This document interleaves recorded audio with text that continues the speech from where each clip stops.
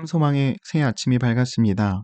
2023년 5월 25일 목요일 새벽 기도회를 시작하겠습니다. 다 같이 찬송 342장 찬양하시겠습니다. 찬송가 342장입니다.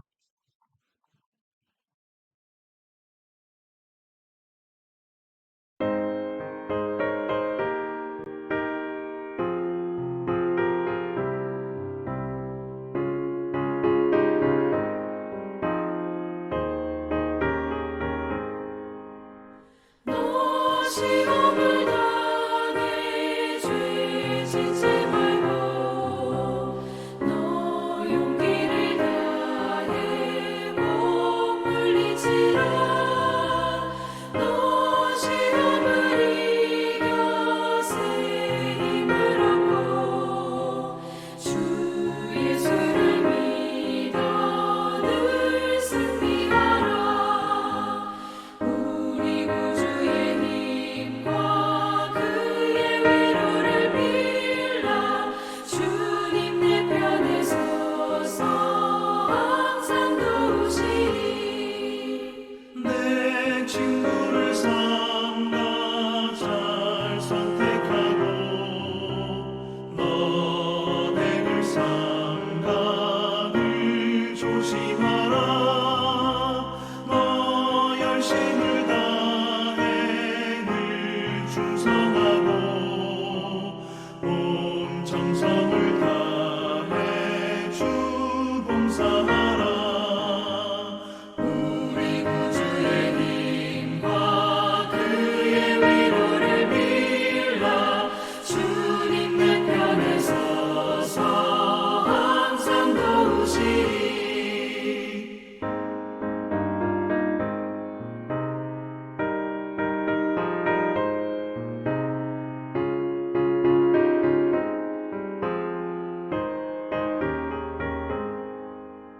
쌀이 되는 자는 상 받으리니 너 낙심치 말고 늘 전진하라. 내 구세주 예수 힘 주시리니 주 예수를 믿어 늘 승리하라. 우리 구주의 힘과 그의 위로를 빌라. 주님 내 편에 서서 항상 도우시리.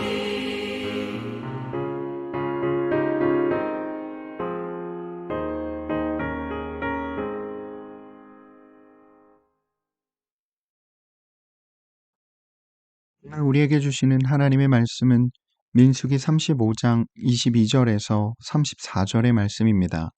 민수기 35장 22절에서 34절의 말씀을 봉독하겠습니다.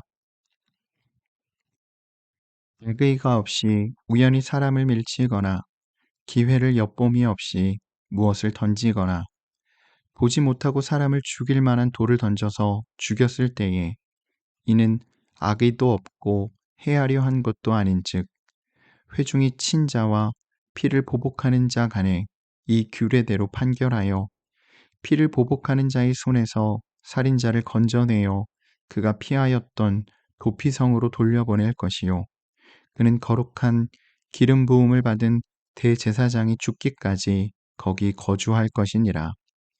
그러나 살인자가 어느 때든지 그 피하였던 도피성 지경 밖에 나가면 피를 보복하는 자가 도피성 지경 밖에서 그 살인자를 만나 죽일지라도 피 흘린 죄가 없나니 이는 살인자가 대제사장이 죽기까지 그 도피성에 머물러야 할 것이라.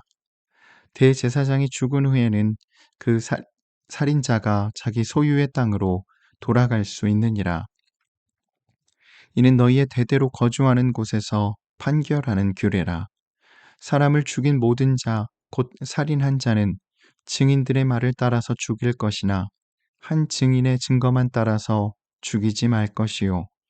고의로 살인죄를 범한 살인자는 생명의 속전을 받지 말고 반드시 죽일 것이며 또 도피성에 피한 자는 대제사장이 죽기 전에는 속전을 받고 그의 땅으로 돌아가 거주하게 하지 말 것이니라. 너희는 너희가 거주하는 땅을 더럽히지 말라. 피는 땅을 더럽히나니 피 흘림을 받은 땅은 그 피를 흘리게 한 자의 피가 아니면 속함을 받을 수 없느니라. 너희는 너희가 거주하는 땅, 곧 내가 거주하는 땅을 더럽히지 말라. 나 여호와는 이스라엘 자손 중에 있음이니라. 아멘. 오늘도 이 새벽 기도회에 동참하는 모든 참소망의 성도님들과 모든 하나님의 백성들 위해 좋으신 주님의 은총과 평화가 함께 하시길 빕니다. 오늘 우리에게 주어진 본문인 민수기 35장 22절에서 34절의 말씀은 도피성 제도에 관한 말씀 중 살인을 저지른 자에 대한 처벌 규정에 대해서 이야기합니다. 도피성은 레위인이 이스라엘 각 지파에게서 거주지로 받은 48곳의 성읍 중 6곳의 성읍을 실수로 사람을 죽인 자가 도피할 수 있도록 특별히 지정된 성읍을 말합니다. 예를 들어 어떤 이가 큰 돌을 던졌는데 의도치 않게 실수로 그 돌이 지나가던 이를 죽게 했다면 그는 도피성으로 피할 수 있었습니다. 그런데 만약 피해자의 가족이 찾아와 가해자에게 피해 보복을 원하면 도피성의 레위인들은 가해자와 피해자 가족 사이에서 양자의 이야기를 모두 들어야 했습니다. 그리고 이야기를 들은 후 가해자에게 전혀 살인의 의도나 악의가 없었고 사거사였다고 판단되면 레위인들은 그 가해자로 하여금 계속해서 도피성에 머물 수 있게 해 주었습니다. 오늘 본문 22절, 23절, 24절, 25절의 말씀입니다. 악의가 없이 우연히 사람을 밀치거나 기회를 엿봄이 없이 무엇을 던지거나 보지 못하고 사람을 죽일 만한 돌을 던져서 죽였을 때에 이는 악의도 없고 해하려 한 것도 아닌즉 회중이 친자와 피를 보복하는 자 간에 이 규례대로 판결하여 피를 보복하는 자의 손에서 살인자를 건져내어 그가 피하였던 도피성으로 돌려보낼 것이요 그는 거룩한 기름 부음을 받은 대제사장이 죽기까지 거기 거주할 것이니라. 이처럼 도피성은 보호의 공간이었습니다. 그런데 만약에 그 가해자가 도피성의 밖으로 나갔을 때 피해자의 가족이 그를 알아보고 그를 죽였다면 그것은 죄가 되지 않았습니다. 오늘 본문 27절의 말씀입니다. 피를 보복하는 자가 도피성 지경 밖에서 그 살인자를 만나 죽일지라도 피 흘린 죄가 없나니 그렇기에 가해자는 계속 도피성 안에서만 생활해야 했습니다. 언제까지 그렇게 해야 했을까요? 10년, 20년, 정해진 기한이 없었습니다. 그 도피성의 대제사장이 죽을 때까지 그렇게 해야 했습니다. 그렇게 볼 때 도피성은 보호의 공간이기도 했지만 다른 한편으로는 격리의 공간으로 일종의 형벌, 곧 오늘의 감옥이기도 했던 것입니다. 오늘 본문 28절의 말씀입니다. 이는 살인자가 대제사장이 죽기까지 그 도피성에 머물러야 할 것임이라. 대제사장이 죽은 후에는 그 살인자가 자기 소유의 땅으로 돌아갈 수 있느니라. 도피자가 다시 자신의 공동체로 돌아갈 수 있는 기한을 대제사장의 죽음으로 정한 것은 대제사장의 죽음을 도피자가 저지른 살인에 대한 대속적 죽음으로 여겨 그런 조치를 만든 것으로 보입니다. 그렇다고 살인을 저지른 자들 모두가 도피성으로 피할 수 있었던 것은 아니었습니다. 만약에 조금이라도 살인의 의도를 가지고 상대를 죽였다면 그 가해자는 반드시 죽여야 했습니다. 오늘 본문 31절의 말씀입니다. 고의로 살인죄를 범한 살인자는 생명의 속전을 받지 말고 반드시 죽일 것이며 도피성으로 피할 수 있는 경우는 오로지 악의와 의도성이 없었을 때 뿐이었습니다. 그렇다면 그 비의도성을 어떻게 알 수 있을까요? 오늘날의 배심원제처럼 그 도피성에 사는 레위인들이 이를 판단하게 했습니다. 그렇다면 하나님께서 이러한 도피성을 만들라고 말씀하신 까닭은 무엇일까요? 그것은 이스라엘 땅은 하나님께서 머무시는 곳으로 그곳이 무고한 피로 더럽혀져서는 안 되기 때문입니다. 오늘 본문 34절의 말씀입니다. 너희는 너희가 거주하는 땅, 곧 내가 거주하는 땅을 더럽히지 말라. 나 여호와는 이스라엘 자손 중에 있음이니라. 도피성에 살았던 레위인들에게는 억울한 죽음이 또다시 일어나지 않도록 할 책임이 주어졌던 것입니다. 사고사로 죽은 이의 죽음은 분명 안타깝지만 그 사고가 비의도적인 것이었다면 그 사고를 낸 이를 다시 죽임으로 곧 원수 갚음으로 또 하나의 억울하고 안타까운 죽음을 만들지 말아야 한다는 것입니다. 억울한 피를 흘리는 일은 하나님이 거하시는 땅을 더럽히는 일이었기 때문입니다. 또한 피는 곧 생명이며 그 생명은 하나님의 것이기 때문입니다. 무죄한 피를 흘리는 것은 곧 하나님의 것을 파괴하는 행위인 것입니다. 이 세상에 하나님의 것이 아닌 것은 없습니다. 그 중에서도 사람의 생명은 특별한 것입니다. 하나님이 세상을 창조할 때 무엇보다 사람을 특별하게 만드셨습니다. 하나님의 형상과 생기가 바로 그것입니다. 그렇기에 무죄한 피를 흘린다는 것은 하나님의 형상을 파괴하는 것이며 그의 생기를 말살하는 것입니다. 그렇기에 무죄한 이의 눈물을 흘리게 한다는 것은 곧 하나님의 창조 사건을 부정하는 행위인 것입니다. 곧 우리가 생명을 소중히 하고 어떤 생명이라도 함부로 하지 말아야 하는 것은 우리의 호불호와 상관없이 우리 곁에 있는 이들 모두가 하나님의 형상이기 때문이며 그것이 하나님의 창조 세계를 지키고 보호하는 것과 다름없는 것이기 때문인 것입니다. 레위라는 이름의 뜻은 연합, 이어주다입니다. 하나님과 이스라엘 백성 사이를 이어주는 제사장의 역할을 맡았던 이들에게 아주 잘 어울리는 이름이라 생각됩니다. 레위인들은 그들은 땅을 유산으로 받지는 못했지만 그들 스스로가 억울한 이들의 도피처가 되어 줌으로써 그 억울한 이들의 설 땅이 되어 주었습니다. 자신의 품을 도피처로 삼아 찾아온 이를 품어주어 그가 다시 하나님과 연결되고 공동체와 연결되도록 도와주었습니다. 그렇게 하나님의 형상을 따라 지음받은 이들을 지키며 하나님의 창조 세계를 지키고 보호하기 위해 그들은 애썼던 것입니다. 오늘날에도 이처럼 억울한 일을 만나 피할 곳을 찾는 이들이 참 많습니다. 이 땅의 수많은 교회와 그리스도인 된 우리가 그들을 위해 기꺼이 도피성이 되어 주어 누군가가 머물고 쉴 수 있는 자리를 마련해 주고 억울한 일로 눈물 흘리고 있는 이들을 하나님과 이어주고 또 공동체로 연결해 주는 레위인과 같은 이들이 될 수 있으면 참 좋겠습니다. 또 하나님의 형상을 따라 지음받은 이들 모두를 소중히 하며 지키고 보호하는 우리 모두의 삶이 되었으면 참 좋겠습니다. 이 거룩한 부름에 응답하는 우리 모두가 되기를 간절히 기원합니다. 아멘. 함께 기도하겠습니다. 사랑의 주님, 오늘도 우리와 함께하여 주심에 감사드립니다.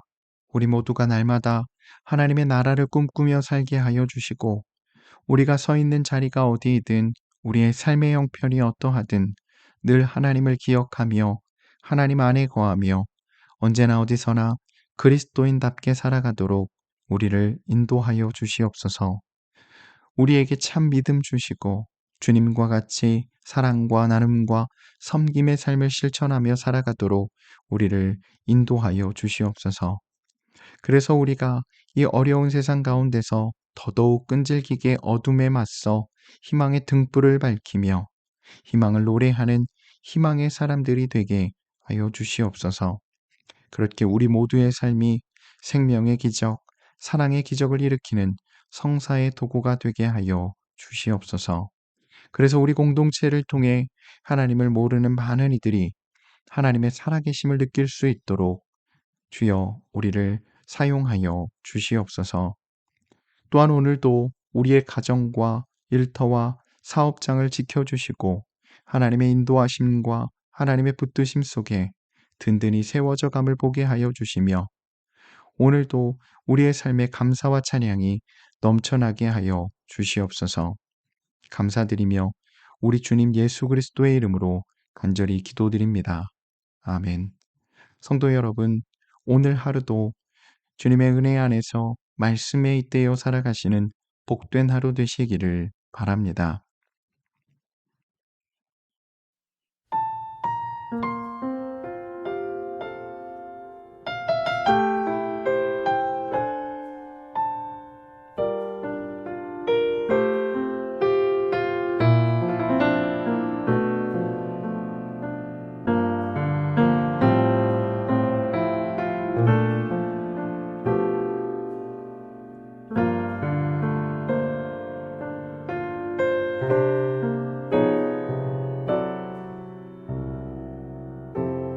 삶의 작은 일에도 그 마음을 알기 원하는 그 길, 그 좁은 길로 가기 원해. 나의 작음을 알고 그분의 크심을 알며 소망, 그 깊은 길로 가기 원하네.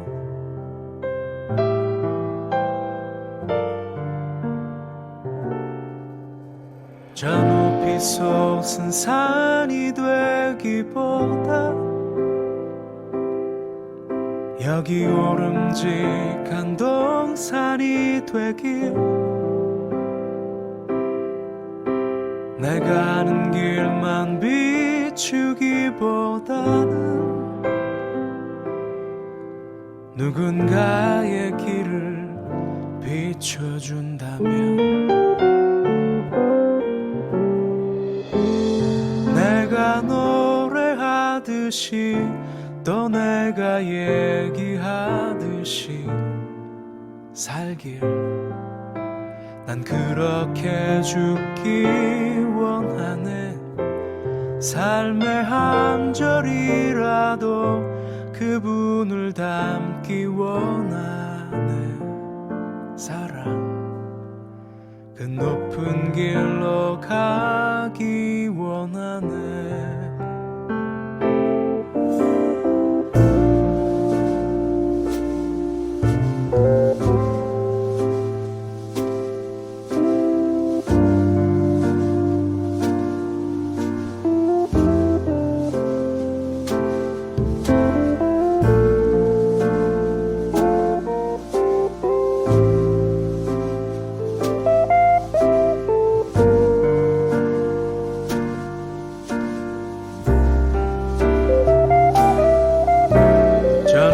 솟은 산이 되기보다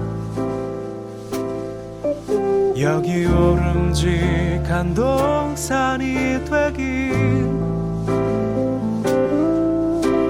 내가 아는 길만 비추기보다는 누군가의 길을 비춰준다면,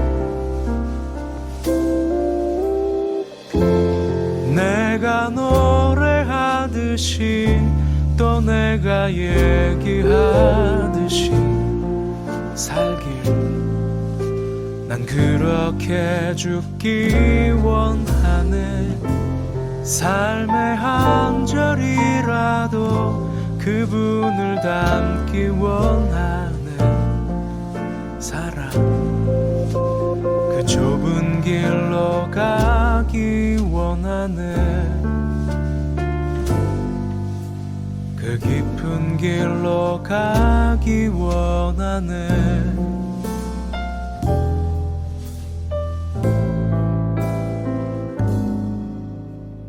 높은 길로 가길 원하네